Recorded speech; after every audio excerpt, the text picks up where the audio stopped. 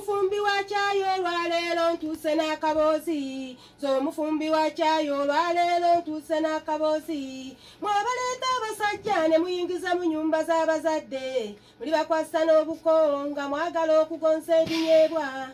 Singa mubiriireeyo gye mubeera mu bisiko wabweru. Naye muleeta mu nju eno ne mutandika okankanya obutanda. Musinda n'obusinzi temumanyi kuzannyisa ddoboozi. Abange erireeta banneiba okuyingira okujja babataase. Nga mulekaana mulinga aboogezi ba firimu. Mwe muleeta n'abazeeyi ababazaala okujja babakwate. Omuwala oli ku luggya ono yambala obutundu bwa sikaati. Bw'okkuta mu Londa muzeeyi omuwuzi b'amaaso anti akuuba kappikica ng'alaba ng'oluguudo lwenna bweru.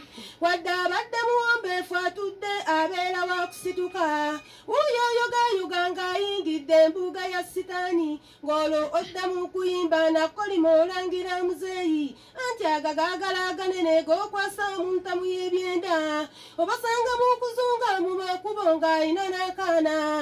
Ng'awoza kitange yannemesa essanyu ly'omu maaso zebbuleti mbabuuliridde abatannakikola.